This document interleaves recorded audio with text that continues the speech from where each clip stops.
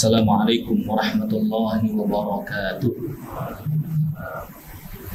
Alhamdulillahi nahmaduhu wa nasta'inuhu wa nastaghfiruh wa na'udzu billahi min syururi anfusina wa min sayyiati a'malina may yahdihillahu fala mudilla lahu wa may yudlil fala hadiya lahu. Asyhadu an la ilaha illallah wa asyhadu anna Muhammadan abduhu wa rasuluh.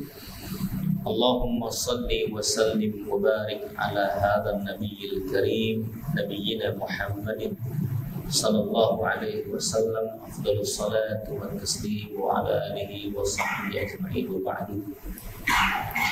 Segala puji dan syukur hanya kepada Allah Rabb semesta alam, nikmat dan karunia-Nya, rahmat dan hidayah-Nya. Salawat beriring salam kelimpah curah kepada Rasul mulia Nabi pilihan Muhammad bin Abdullah sallallahu alaihi wasallam dan kepada para sahabatnya, tabi'in serta tabi'in. Bapak Ibu yang dimuliakan Allah, kita bicara tentang rahmat Allah Subhanahu wa taala, pintu-pintu pembuka rahmat Allah.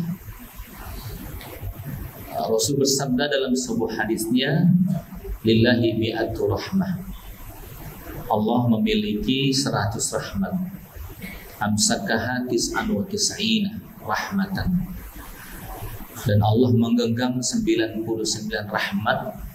Satu rahmat Allah turunkan ke bumi. Wa minha ra'aital hisan la yadussu ibnaha. Engkau menyaksikan seekor kuda saat melahirkan anaknya, ia tidak menginjak anaknya. Seekor binatang buas tidak melahap anaknya. Seorang ibu menghentikan aktivitasnya ketika mendengar bayinya menangis, lalu ia susukan. Dan terenyuhnya hati kita ketika melihat ada orang yang sakit ataupun tertimpa bencana.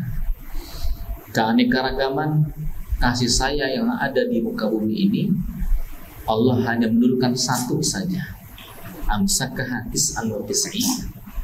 Dan Allah menggenggamnya 99, dan Allah akan kucurkan nanti di akhirat seluruhnya.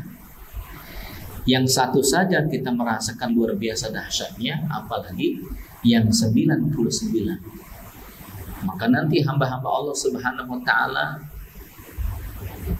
mendapatkan rahmatnya di akhirat kelak, dan lelang rahmat sebanyak-banyaknya, termasuk syafaat Rasulullah Sallallahu Alaihi Wasallam, syafaat orang-orang saleh, syafaat penghafal Quran, bahkan syafaat Quran itu sendiri. Rabbi syafi'u fiyya, wahai Allah, berikan syafaat ia tersebab aku, karena ia membaca Al-Quran ana al-laili wa atrafan nahar. Dan syafaat puasa, wahai Allah, ia menahan matanya, ia menahan perutnya untuk tidak makan dan minum karena puasa tersebab engkau. Wahai Allah, berikan syafaat ia tersebabku, tersebab puasanya, tersebab Qur'annya, tersebab teman-teman yang saleh. Syafaatnya banyak, dan itu rahmat Allah Subhanahu wa ta'ala. Sampai-sampai Nabi mengatakan, kullukum lan tadkhulunal jannata bi'amalikum. Kalian tidak akan masuk surga tersebab amal-amal kalian. Wala anta ya Rasulullah, begitu pula dengan engkau wahai Rasulullah. Wala ana, begitu pula dengan aku. Illa man taghammadallahu birahmati, kecuali yang Allah kucurkan rahmat. Amal soleh kita tidak menjadikan kita masuk surga Allah, tapi rahmat Allah lah yang menjadikan kita mendapatkan surga Allah Subhanahu wa ta'ala. Rahmat. Ya. Maka setiap amal kebaikan diawali dengan basmalah, karena dalamnya ada kasih sayang Allah Subhanahu wa ta'ala. Kullu amalin dzibalin la yubda fihi bi bismillah fa huwa aqta'. Setiap amal yang tidak dibuka dengan basmalah fa huwa aqta', maka amal itu terputus dari berkahnya, ya. Karena itu rahmat Allah pula Allah hadirkan nanti di akhirat dengan mereka yang beramal menyertai rahmat Allah dengan baca basmalah. Minumnya baca basmalah, makannya baca basmalah. Begitu. Rahmat Allah bercucuran di akhirat dengan kalimat man qala la ilaha illallah dakhala jannah. Barang siapa yang mengucapkan la ilaha illallah maka dia akan masuk surga. Hanya saja masuk surganya itu apakah langsung, apakah transit? Betul ya? Masuk sih masuk Pak, cuman transit enggak, itu tuh yang jadi permasalahan. Transitnya berapa lama? Surat An-Naba mengatakan labithina fiha ahqaba. Labithina ay bimakna makatha muddatan. Ia sejenak mampir, rest area.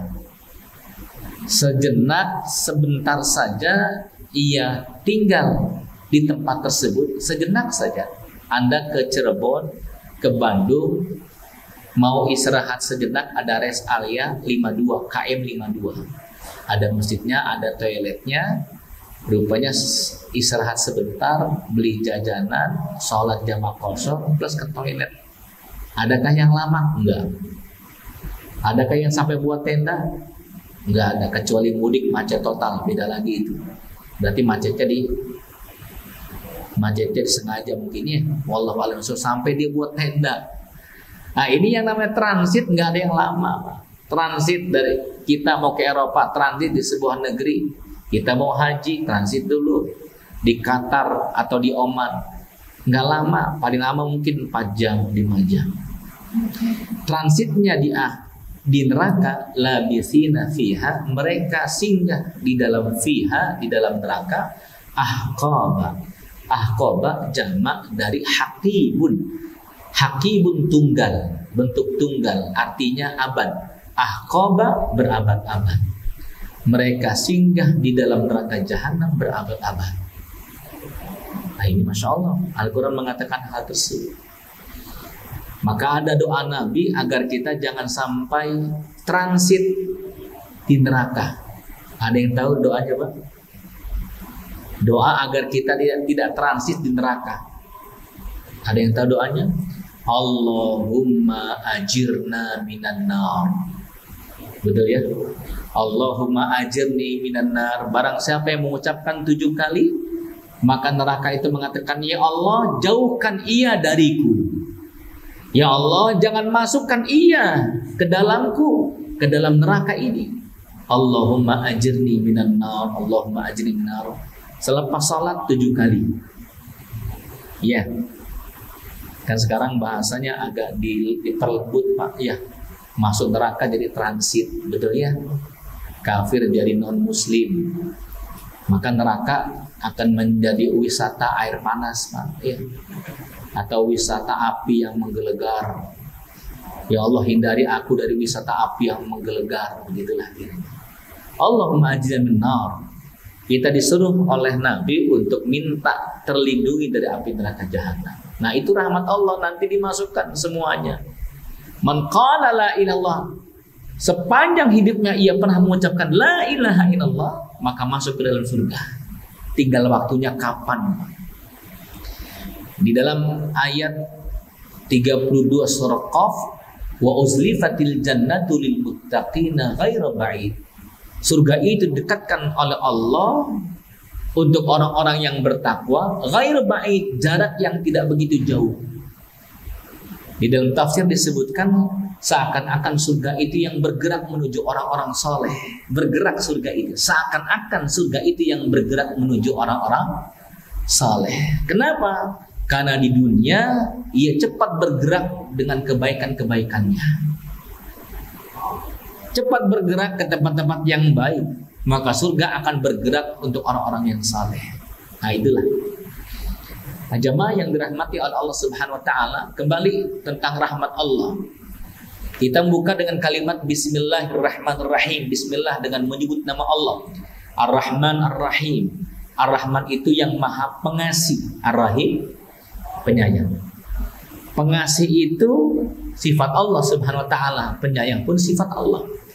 Bedanya pengasih itu adalah seluruh makhluk Allah tanpa terkecuali dikasih oleh Allah rezekinya. Bahkan maaf, munafik, musyrik, kafir, ateis, mengaku hidup tanpa Tuhan, tetap ia mendapatkan kasih rizkinya. Betul? Tetap Allah mengasih rizkinya. Pezina, Pak, perampok, pembunuh, tetap Allah kasih rizkinya. Namun Ar-Rahim hanya untuk orang-orang yang beriman saja. Ar-Rahman seluruh makhluknya tanpa terkecuali. Ar-Rahim Allah sudah ngasih orang-orang yang beriman plus menyayangi orang-orang yang beriman.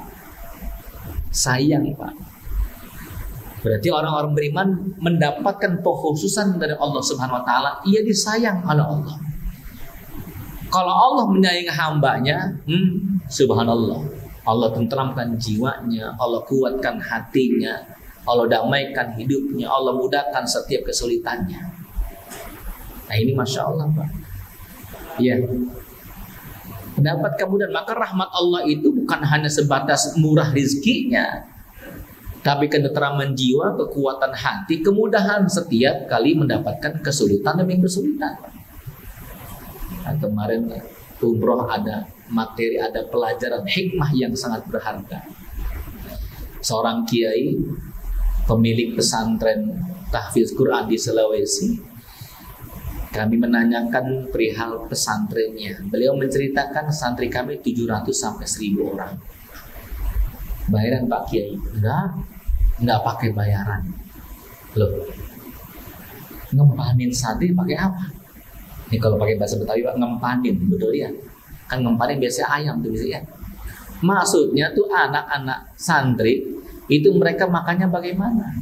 Sang kiai dengan santai mengatakan, Ustaz, mereka datang ke pesantren itu untuk baca Quran, untuk ngafal Quran, untuk mencari akhirat, bukan untuk mencari dunia, bukan untuk pintar logaritma, matematika, biologi, fisika, kimia, tidak. Mereka itu datang ke pondok untuk Allah. Saya hanya ngomong aja sama Allah, ya Allah, mereka datang tersebab Engkau. Engkau yang mentakdirkan mereka datang ke sini, ya Allah. Ya Allah, aturlah rezekinya, ya Allah. Alhamdulillah Ustaz, dulu santri kami 3, 5, 10, 20. Kita punya modal 1 tambak ikan bandeng. Kami punya modal 1 petak sawah. Tambah lagi 2 tambak, 3 tambak, tambah lagi 2-3 petak. Alhamdulillah sekarang 135 hektar sawah. Ditambah dengan 80 sekian tambak ikan bandeng. Ustaz, mohon maaf ya, dia ngasih nasihat untuk kita nih. Apa ucap beliau? Ucap seorang kiai, hikmahnya subhanallah, kental dengan hikmah. Apa beliau sebutkan, Pak? Ustaz, masalah dunia jangan repot difikirin. Masalah dunia jangan sibuk difikirin. Masalah dunia sibuklah dizikiri. Masalah dunia jangan sibuk difikirin. Kadang masalah kita Pak nggak sampai itu, stres. Mohon maaf, bulan yang sangat stres bagi orang tua adalah bulan Juni, tahun ajaran baru Pak. Udah Bapak nggak usah senyum, udah kelihatan dari wajahnya nih ya. Juni itu Masya Allah Pak, kita berpikir stres. Kenapa itu? Mohon maaf, anak pertama masuk SMA, anak kedua masuk SMP, anak ketiga masuk SD. Orang tuanya masuk UGD Pak. UGD. Tapi Alhamdulillah tuh nggak ada yang masuk UGD kan? Betul Pak? Alhamdulillah tuh biasa-biasa saja. Sok tanyakan kanan kiri depan Bapak, anak berapa? 3, 4, 5, 6, 7. Ketika ditanya bagaimana sekolahnya, lancar, betul kan? Kalau dihitung pemasukan jauh Pak. Padahal istrinya udah doa, ya Allah lemburkan suamiku selembur-lemburnya, ya Allah. Overtime kan sampai hari kiamat, ya Allah. Ini doa nyakitin suami doanya. Tapi alhamdulillah ada aja tuh rezeki, betul Pak? Coba kalau kita pikirkan nyampe enggak? Nggak nyampe, otak kita berpikir Pak, lompatannya jauh. Wajar seorang kiai punya ilmu seperti itu. Masalah hidupmu jangan sibuk difikiri, tapi masalah hidupmu sibuklah dizikiri. Lepasin sama Allah. Subhanallah. Ada orang yang punya modal uang banyak, tapi ia tidak mampu menghadapi hidupnya. Ada begitu Pak? Ada. Suami istri mau pergi haji, ONH furoda, ONH reguler 45 juta, 40 sampai 45, ONH plus 90 sampai 100 juta, ONH furoda 180 juta satu orang. 2 orang 360 juta. H-7 dia buka tuh yang namanya silaturahmi, walimatus safar, undang 1 RW datang. H-2 menjelang keberangkatan, ustadznya datang. Assalamualaikum Pak, gimana kabarnya? Ustadz, alhamdulillah. Gimana Ustadz? Lusa berangkat kita nih. Ini yang saya akan bicarakan Pak. Ada apa tuh? Mohon maaf Bapak, mohon maaf sekali. Mungkin Bapak yang bisa berangkat, Ibu nggak bisa. Tadi Ibu nggak dapat visa, hanya Bapak yang dapat visa. Kita udah ikhtiar Pak. Udah berkali-kali sampai kita nginep tuh di kedutaan agar Ibu dapat visa. Iya. Apa kata istrinya? Udah ayah berangkat. Nyuruh berangkat juga nggak enak. Suami ketika mendapatkan seperti itu, walaupun dia dapat visa, nggak nyaman. Mengapa? Karena tidak dengan istrinya. Apa kata suaminya? Kalau begitu nggak ada, Pak Ustadz, saya cancel punya saya. Luar biasa. Berarti uang tidak menjadi jaminan bahwa ia mampu untuk bisa berangkat. Betul ini? Itulah rahmat Allah Subhanahu wa ta'ala. Allah memberikan nikmat kepada seorang hamba. Kalau Allah berikan nikmat tersebut, tidak ada yang bisa menghalanginya. Kalau Allah mencabut nikmat seorang hamba, maka tidak ada orang yang mampu menghadanginya. Qulillahumma malikal mulki tu'til mulka man tasha' wa tanzi'ul mulka mimman tasha' wa tu'izzu man tasha' wa tuzillu man tasha' biyadikal khair innaka ala kulli syai'in qadir. Allah itu sumber kebaikan. Ayo minta kepada Allah, pasrahkan kepada Allah semuanya. Siapa sangka seorang anak kecil usia 10 tahun bisa pergi haji, dan dia bisa menghajikan ayah ibunya beserta kakeknya. Namanya si Alana, kecil, ikut Hafiz Indonesia, dia cacat di kursi roda. Anak 10 tahun dipastikan gak bisa cari nafkah. Tapi kalau Allah punya kuasa untuk memanggilnya, gak ada yang bisa menghalanginya. Tuh. Karena itu pemilik masalah adalah Allah. Serahkan kepada Allah Subhanahu wa ta'ala. Masalah hidupmu hadapilah dengan zikir, bukan dengan fikir. Ya alhamdulillah. Maka jamaah yang dirahmati oleh Allah Subhanahu wa ta'ala, kita akan melihat pintu-pintu rahmat Allah Subhanahu wa ta'ala. Memang ada apa dengan rahmat Allah? Rahmat Allah ketentraman hati, kekuatan jiwa, dan Allah buka tuh kesulitan-kesulitan hidup hamba-hambanya. Kalau Allah sudah berikan rahmat kepada sang hamba tersebut. Pintunya dari mana saja? Yang pertama, pintu pembuka rahmat Allah Subhanahu wa ta'ala, surat An-Nisa ayat 175.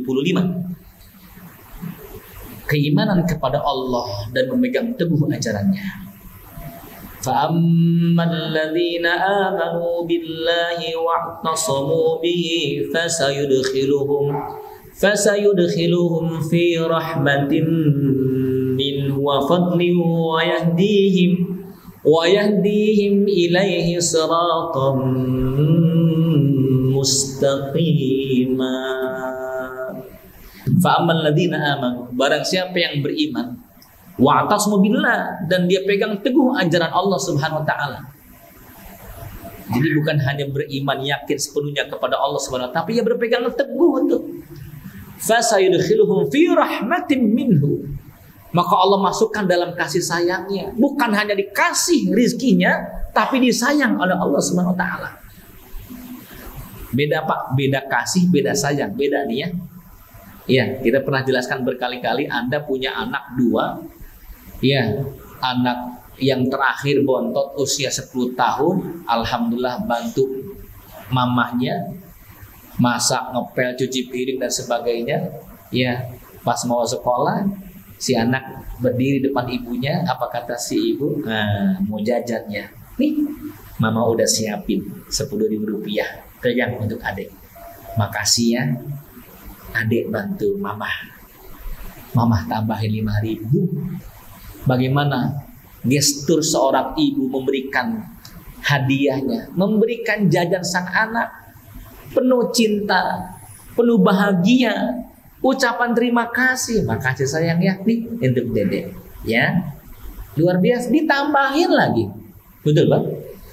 Ya Allah, anak kita yang sulung Pak, masya Allah, SMA kelas 12, ya Allah, subuhnya duha pakai kunut, sholat subuhnya jam 8, apalagi hari Ahad, hari Sabtu, subhanallah itu, bangun jam 9, jam 10, malam main PS, malam ngayap dan sebagainya.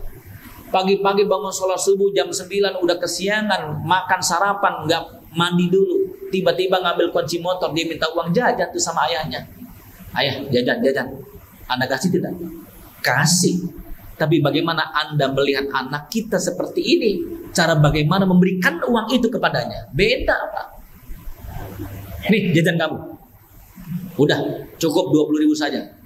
Tambahin dah, nggak ada tambah-tambahan. Kerjanya tidur malam ngayap, betul? Masya Allah. Allah pun seperti itu, melihat hambanya yang ingkar kepada Allah, melakukan maksiat, meninggalkan ketaatan kepada Allah. Apa kata Allah? Nih rizkimu. Betul tidak? Ya, banyak tapi Allah gelisahkan. Hambanya yang beriman terkadang maaf, ya, bulanannya nggak besar Pak, cuma 5 juta katakan. Tapi alhamdulillah tenang hatinya, istrinya qanaah, anaknya soleh, tetangganya rukun, alhamdulillah. 50 juta, masya Allah. Suaminya ada ring 8 di jantung, tambah 2 mati Pak. Subhanallah, gagal ginjal, plus dia punya masalah sama BPK, Badan Pemeriksa Keuangan. Istrinya pun masya Allah punya penyakit diabetes, kanker tulang, kanker darah. Allah karim, anaknya kena narkoba, punya masalah dengan tetangganya, ribut dengan saudaranya. Masya Allah, 50 juta banyak masalah, 5 juta tenang. Pilih mana? Tidak ada pilihan yang ketiga. Hah? Pilih mana Pak? 50 juta tenang, udah kelihatan wajahnya. Ya. Nah, ini masya Allah. Maka jamaah yang dirahmati oleh Allah Subhanahu Wa Taala, ini pentingnya Pak, keyakinan kita kepada Allah. Kalau yakin kita kepada Allah, maaf, ketika kita mendapatkan pendapatan yang sedikit, istri qanaah mengatakan nggak apa-apa ayah, yang penting kita masih bisa di jalan taat kepada Allah. Qanaah, yakinkan anak-anak kita, bismillah sayang bisa. Bukankah itu yang dimiliki oleh orang tua kita? Orang tua kita petani kecil di kampung, masya Allah. Tapi ketika anaknya mengatakan ayah, bagaimana aku kuliah nggak ayah? Ayah kita mengatakan bismillah sayang, ayo kuliah. Uang dari mana saya? Ayah, udah nggak usah mikir masalah uang. Bismillah, begitu. Ini kan modal keyakinan Pak. Dengan kalimat bismillah itulah merengek, menangis, munajat kepada Allah Subhanahu. Ya Allah, anakku ya Rabb. Sujud ia di tengah malam gelap gulita. Itulah kekuatan yang dimiliki oleh seorang hamba yang mampu mengalahkan setan, kata Imam Ibnu Qayyim Al-Jauziyah. 2 arah di mana manusia apabila memilikinya, maka dia akan kuat dan mampu mengalahkan setan. Apa tuh? Arah atas dan arah bawah. Arah atas itu adalah banyak yang munajat, arah bawah itu adalah banyak yang sujud di tengah malam gelap gulita. Kuat jiwanya. Fasadkhulu fi rahmatin minhu wa fadl. Ada rahmat, ada karunia, wa yahdihim ilaihi siratan mustaqimah, dan Allah berikan tuh petunjuk-petunjuk jalan yang ringan. Ini mohon maaf Pak, ada orang Kemang Pratama, subhanallah, dia hijrah, sholat di masjid berjamaah, ikut pengajian, subhanallah. Setelah ikut pengajian Pak, yang pendapatannya alhamdulillah 170-200 juta per bulan. Setelah hijrah, alhamdulillah berubah jadi 30 juta, 40 juta. Sedihkah dia? Enggak. Dia mengatakan, Ustaz, dari 200 sampai 30 juta Ustaz. Tapi bukan berkurang, bertambah tenang. Jujur, yang 150, yang 120, jujur Ustaz, banyak subhatnya. nggak tenang hati, nggak nyaman. Easy come easy go. Cepat dapatnya, cepat keluarnya, tidak membekas sama sekali. Ya, anak-anak Masya Allah liar hatinya, khawatir ada harta haram. Sekarang bersih, alhamdulillah tenang hatinya. Itu luar biasa. Dan apa yang terjadi? Sebulan 2 bulan kemudian WhatsApp-nya mendapatkan bro, ikut dah proyek di Kalimantan. Tawaran 3 proyek Pak, mengejar itu rezekinya. Mengejar itu rezekinya. Rezeki itu terbagi 2. Ada rezeki yang mengejar manusia, ada manusia yang mengejar rezeki. Rezeki yang mengejar manusia itu adalah rahmat Allah hadir untuknya. Manusia yang mengejar rezeki adalah sifat adil Allah datang kepada manusia. Manusia mengejar rezeki sifat adil Allah, semakin dia semangat berdagangnya semakin banyak keuntungannya. Semakin semangat kerjanya semakin banyak pendapatannya. Kalau rezeki yang mengejar manusia, banyak keseharian kita dapatkan. Apa contohnya? Ya, selepas duhur ada yang WA sama kita, bro, ditunggu nih di kantin. Subhanallah, ditraktir Pak. Padahal kita tadi selepas doa nggak doa, selepas tadi sholat duhur nggak berdoa, ya Allah semoga ada yang traktir ya Allah, Al-Fatihah. Ada tadi begitu Pak. Tapi tiba-tiba teman kita ngajak makan, itulah rahmat Allah. Betul Pak? Subhanallah. Pulang kerja jam 9 kehujanan, Masya Allah. Kita mikir nih ya Allah semoga istri masak ya Allah, minimal ya Allah mie ya Allah, mie rebus pakai cabai ya Allah, enak banget ya Allah, enak banget. Betul Pak? Luar biasa Pak. Kita kan membayangkan enak tuh. Pas sampai rumah ketok pintu nggak ada jawaban salah. Kita masuk rumah, kita buka tuh kamar istri, Masya Allah, itu bini 14 koyok betul. Parem pocok, remason, wah ini berarti bini sakaratul maut, betul ya? Ya Allah, bayangan kita dapat makan malam tuh hilang saat itu. Apakah Allah diam Pak? Enggak. Terkadang Allah enggak diam dengan hambanya yang sudah minta, ya Allah enak banget kalau ada makanan malam ini. Betul. Tiba-tiba Pak RT datang, Assalamualaikum, Assalamualaikum, Pak Rahmat. Waalaikumsalam, ada apa Pak RT? Pak Rahmat kemana aja? No, di ujung gang ada yang tahlilan, ada yang meninggal dunia. Pak Rahmat nggak datang. Saya disuruh sama tuan rumah nih bawa besek 2. Nih untuk Pak Rahmat dapat besek 2 Pak. Ya Allah. Sampai Pak Rahmat ngomong, ya Allah berkah amat ada yang mati ya begitu. Nah ini Masya Allah, kan rahmat Allah Pak. Tidak sedikit kita dapatkan Anda sholat subuh berjamaah, habis subuh pengajian, DKI mengatakan jangan pulang dulu, ada nasi uduk depan. Betul tidak? Pertanyaannya, pernah kita bayangkan nggak ada nasi uduk depan? Pernah, udah kebiasaan berarti ya. Iya. Tapi kalau belum pernah berarti subhanallah tidak pernah kita duga sebelumnya Pak. Itu disebut rizki yang mengejarnya.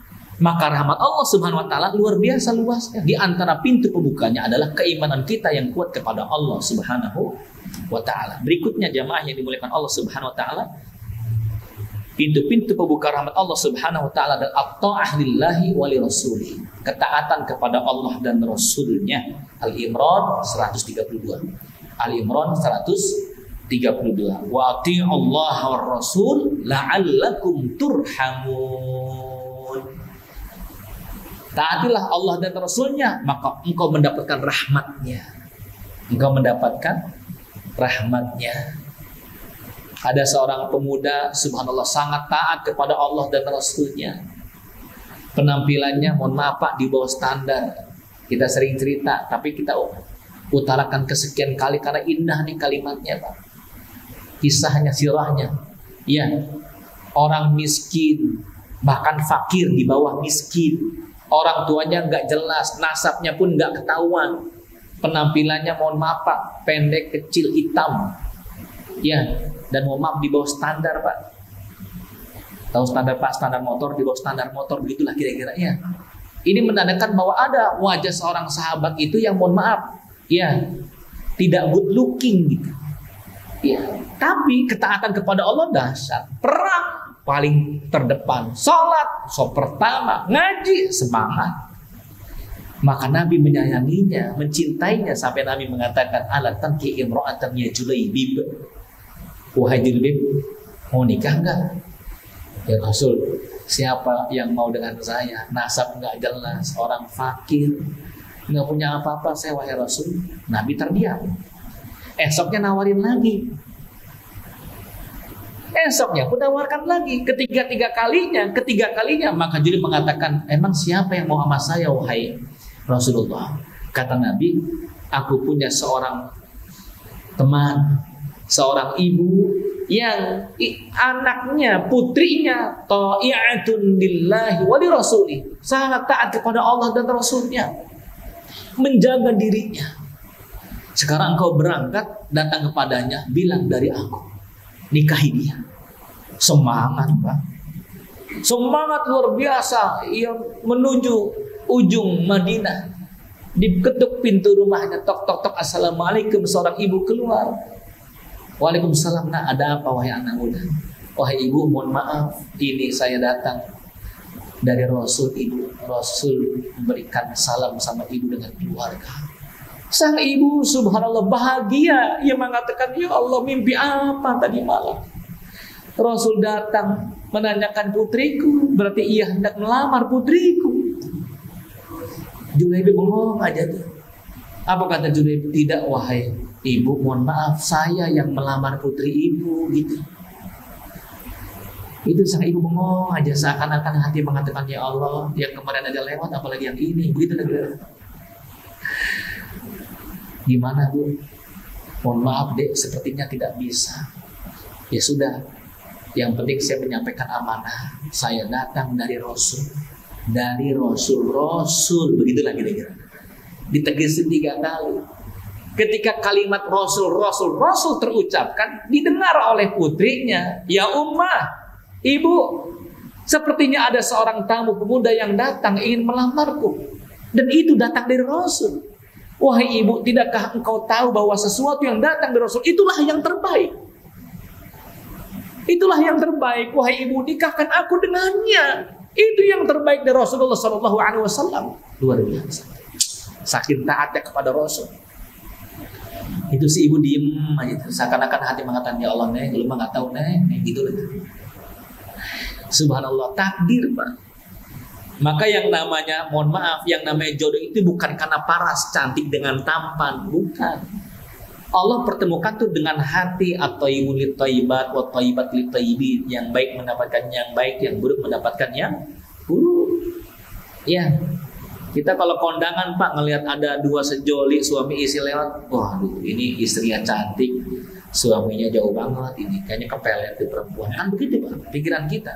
Padahal tidak, Allah pertemukan lantaran hati, bukan lantaran paras. Subhanallah, luar biasa. Maka jadilah ia menikah. Di malam pernikahannya, subhanallah, ketika hendak malam pertama, terdengar teriakan ilal jihad, ilal jihad. Subhanallah, memang Julaibib orang yang taat kepada Allah dan Rasulnya, ditinggalkan istri cantiknya. Wahai istriku, panggilan Allah dan Rasulnya didahulukan. Apa kata istrinya? Istrinya paham, berangkatlah engkau wahai kekasihku. Semoga kita dipertemukan di pelaminan ini kembali. Bismillah, tawakkal Allah. Dan apa yang terjadi? Seusai peperangan, Nabi membawa kuda Julaibib dan mengatakan, wahai istri Julaibib, sesungguhnya bidadari surga, ribuan bidadari surga menunggu Julaibib kedatangannya di surga Allah Subhanahu wa taala. Luar biasa. Dan Nabi mengatakan, engkau semoga menyusul ke surga Allah Subhanahu wa taala. Dasar Pak, taat. Rahmat Allah hadir, ringan langkah kaki menuju panggilan Allah Subhanahu wa ta'ala. Berikut lanjutnya, pintu-pintu rahmat Allah Subhanahu wa ta'ala berikutnya dalam surat Al-Baqarah ayat 155. Ya, pintu rahmat Allah buka ketika kita bersabar dari musibah, bersabar dari musibah. Wa basyiris sabirin alladzina idza asabathum musibah qalu inna lillahi wa inna ilaihi raji'un. Berikan kabar gembira bagi orang yang bersabar. Ya, yang mereka ketika mendapatkan musibah mereka ucapkan innalillahi wa inna ilaihi raji'un. Begitu. Ya. Kenapa? Karena ujian itu berbanding lurus dengan keimanan. Maka jangan pernah kita ngeyel, Pak. Nggak usah sibuk lah. Ya, mencari cara-cara dan sebagainya. Kita tahu rumusnya dahulu. Berkali-kali kita ucapkan, Pak, rumusnya iman, ujian, pahala. Betul?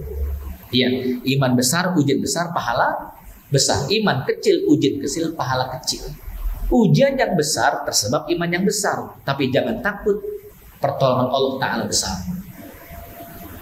Iman kecil, ujiannya kecil, pertolongan Allah Ta'ala pun kecil.